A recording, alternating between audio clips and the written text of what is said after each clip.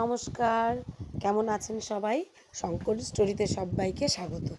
আজকে হচ্ছে সোমবার, আর সকাল থেকেই আমি আপনাদেরকে সঙ্গে করে নিয়ে আমি আমার ব্লগটা স্টার্ট করছি। আশা করি আপনারা সকলেই ভালো আছেন, আমিও ভালো আছি। সকাল সকাল পাশের বাড়ির বউটা চলে এসছে আম পাড়ার জন্য লগানিতে, কারণ আমরাও ঘুম থেকে ওঠার আগেই চলে এসেছিল হনুমানের দল। আশেপাশের বাড়িতে তো এবারে আম নেই, আমাদের বাড়িতে এসে আম এত অত্যাচার, মানে আম খাওয়ার জন্য হনুমানে এত অত্যাচার করে, মানে কি আর বলবো। তো সকালের যে আমার একটা ওষুধ থাকে সেটাকে খেয়ে নিলাম, যেহেতু আমার থাইরয়েড আছে, এই ওষুধটা তো খেতেই হয়, বন্ধ দিতে পারি না কোনো দিন। তবে মাঝে মাঝে ইচ্ছে করেই বন্ধ দিই, ভুলে যাই না কিন্তু বন্ধ দিই। রোজ দিন কি আর খেতে ভালো লাগে বলুন তো ওষুধ জিনিস। তো নিয়ে চলে এসেছি আমার বরের জন্য, বলতে পারেন এটাও একটা ওষুধ। মেথি রোদে দিয়ে যে গুঁড়ো করে রাখি সেই মেথিটা, এটাকেও ভিজিয়ে দিই। একটানা কয়েকদিন দেওয়ার পর আবার মাঝে মাঝে বন্ধ দিয়ে দিই। তো ওইটাই ভিজিয়ে দিচ্ছি। আর পাশের বাড়ির বউটা লগা নিয়ে চলে গেছে, ওর বাড়িতেও গাছে কয়েকটা আম আছে, মাত্র কয়েকটা। তো সেই আমও হনুমানে নিয়ে চলে যাচ্ছে, সেই জন্য ও লগাটা নিয়ে এলে তারপরে আমার বরমশাই এসেও মনে হয় কয়েকটা আম পাড়বে।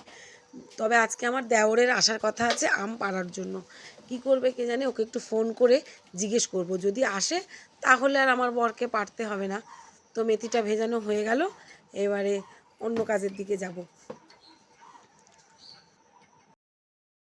রান্নাঘরে তো ঢুকে পড়েছিলাম, কিন্তু রান্নাঘরে ঢুকে দেখছি গ্যাসটা জ্বালানো মাত্রই দেখছি গ্যাসটা শেষ। তো সেটাকে আবার এখন চেঞ্জ করে নিচ্ছি। গ্যাস বদলানো শিখে গেছি 2010 সালে, যখন আমি ভাড়া বাড়িতে থাকতাম তখন থেকেই শিখেছি। কারণ সেই সময় তো আর আমার বর সবসময় বাড়িতে থাকতো না, আর যেই বাড়িতে ভাড়া থাকতাম ওই বাড়িতে কোনো লোকজন ছিল না। একজন বয়স্ক ভদ্রলোক আর ভদ্রমহিলা, ওনারা দুজন থাকতেন। তো ওনারা তো নিজেদের কাজ করেই উঠতে পারতেন না, তো আমার কাজ আর কী করে করে দেবেন। সেই তখন থেকেই গ্যাস পাল্টানো শিখেছি, মানে সিলিন্ডার পাল্টানো শিখেছি। তো সেই কাজটা আমার এখনও কাজে দেয় খুব। কারোর জন্য আর ভরসা করে বসে থাকতে হয় না, যে সে কখন আসবে আর তখন আমাকে কাজটা করে দেবে। তো আমার কাজটা আমি নিজেই সেরে নিতে পারি। বসিয়ে দিচ্ছি এবার গ্যাসে চা। একদিকে বসাবো চা, আর একদিকে একটু সুজি করব। আজকে না কোনো সবজিপাতি আনা নেই বাড়িতে, তো রুটিটা কি দিয়ে খাওয়া হবে বলুন তো। সেই জন্য ভাবছি একটু রুটির সঙ্গে সুজি করে দিয়ে দিই, আর পরে তারপর যাই হোক রান্না করব। তারপরে চাও বসিয়ে দিয়েছি, চায়ের জল। বাসি কাজকর্ম সারতে আজকে অনেকটা দেরি হয়ে গেছে, সেই জন্য সুজিটাই ঠিক আছে। সুজিটা অল্প সময়ের মধ্যে রান্নাটা হয়েও যাবে, আর দিয়েও দিতে পারবো। না হলে আবার পরে আমাকে অটোতে করে খাবারটা পাঠাতে হবে। সব অটোওয়ালারা তো সমান নয়, কেউ কেউ নিতে একটু মানে মনের মধ্যে থেকে খুশি হয় না, কেমন যেন একটা অস্বস্তি বোধ করে। তো যাই হোক, ওই জন্য তাড়াতাড়ি যা হবে তাই দিয়েই দিয়ে দেবো। সকালের খাওয়া তো কোনো অসুবিধে নেই, দুপুরে তো আবার খাবার খাবেই, ভাত রান্না হবে। তারপরে সকালের জল খাবার করে রেডি করে ফেলেছি। তারপরে এদিকে মানে জামা কাপড় যা ধুয়ে রেখেছিলাম সেইগুলো একটাও মেলতে পারিনি। সকালবেলায় জামা কাপড় মেলাই যায় না, কারণ এত পাখি আসে আমাদের বাড়িতে, বড়মশাই ওদেরকে দেয় খাবার খেতে। এই যে পাখিরা আবার চলে এসছে, তো এখন তো জামা কাপড় মেলতেও পারবো না, ওদের খাবার খাওয়া পর্যন্ত আমাকে অপেক্ষা করতে হবে। না হলে ওই জামা কাপড়ের ওপরে উঠেই পটি করে দেয়, সেগুলো তাহলে আমাকে আবার নতুন করে ধুতে হবে। তো পাখিদের খাবার খাওয়া হয়ে গেছে, ওরাও চলে গেল, আর আমিও এইবারে জামা কাপড়গুলো মেলে দিই। বরমশাই ওদিকে রেডি হয়ে চলে গেছে বাজারে, আর এদিকে জল দাদা চলে এসছে জল দিতে। এই দাদা আমাদের জল দেয়, এই যে বাজার থেকে বাড়িও চলে এসছে। জল দাদার একটা সমস্যা হয়ে গেছে, যার জন্য আজকে কদিন ধরে জল দিতেই পারছে না। ওনার চোখে স্ট্রোক হয়েছে, সেই জন্য চোখের সমস্যার কারণে জল দিতেই পারছে না। অন্য আর একটা ছেলেকে ঠিক করে দিয়েছে জল দেওয়ার জন্য, তো তারও দেখা নেই, সমস্যায় পড়েছি আমরা। সেই জন্য জল দাদা এক টোটোওয়ালাকে দিয়ে জল পাঠিয়ে দিচ্ছে বেশি বেশি করে। বরমশাই তো রেডি, আসার পরে এই যে আবার বাজার থেকে আসার পর আবার এখন চলে যাচ্ছে ওর নিজের কাজে। ও বেরিয়ে যাবে, এবার আমরাও লেগে যাব আমাদের কাজে। তবে কাজকর্ম অনেকটাই হয়ে গেছে। তবে এত গরম পড়েছে না, 10 মিনিট যদি না বসি তাহলে যেন ভালোই লাগছে না। ফ্যানটা চালিয়ে নিয়ে 10 মিনিটের জন্য বসলাম, আর হাতের কাছে রয়েছে এই যে একটা গামছা। বারে বারে মুখ মুছতে মুছতে মানে মুখ টুক যেন ব্যথা হয়ে যাচ্ছে।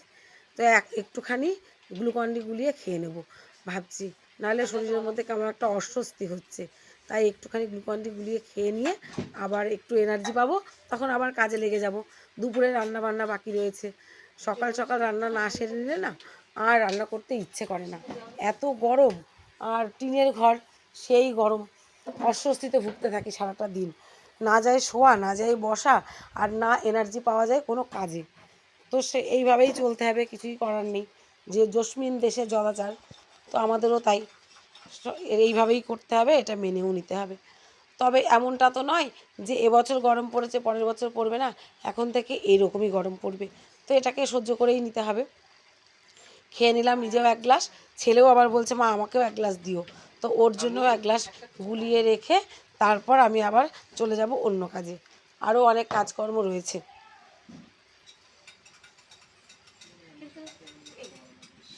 এটার থেকে বেশি ভালো গ্লুকন-ডি খেতে, আর এটা কিন্তু অত ভালো লাগছে না খেতে। লেমন ফ্লেভার, ও আচ্ছা, না তবে আমার অরেঞ্জ ফ্লেভারটাই বেশি ভালো লেগেছে। না না, সত্যি ওটা খেতে ভালো। কাটাতে এখন বাজতে চললো 11টা বাজতে 10।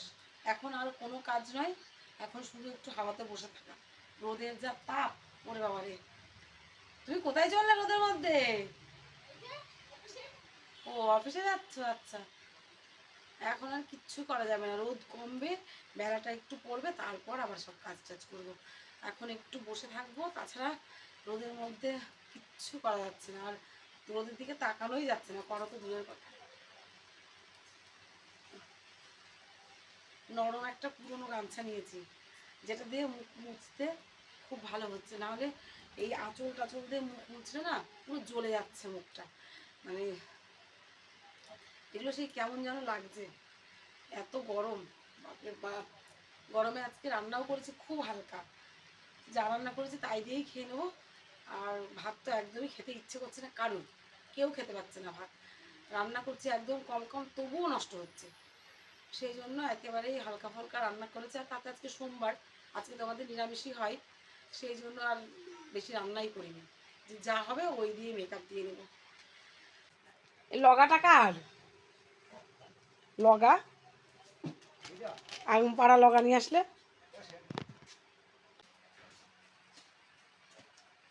না ঘুরিয়ে দিয়েছে। দেওর চলে এসেছে আম পাড়তে, ও জামা কাপড় পাল্টে এই জামা কাপড়গুলো পরে নিল গাছে উঠে আম পাড়বে বলে, নাহলে তো আমের কষে নষ্ট হয়ে যাবে, আর তাছাড়া গরমও লাগবে। ভালো জামা কাপড় পরে এসছে, সেগুলোকে খুলে রেখে গাছে উঠে পড়লো। সাবধানে উঠতে বলে দিয়েছি, তবুও যদিও গাছে ওঠা ওর অভ্যেস আছে, অসুবিধা হবে না, তবুও সাবধান করে দেওয়া আমার উচিত। তবে এবারে একটা শান্তি যে গাছে কাঠপিঁপড়ে নেই। গত কয়েক বছর ধরে গাছে প্রচুর কাঠপিঁপড়ে ছিল, গাছে উঠে আম পাড়া যেত না। আর এবারে কিন্তু কাঠপিঁপড়ে অত দেখা যাচ্ছে না। হ্যাঁ আছে দু একটা, কিন্তু খুবই কম, দেখাই যাচ্ছে না।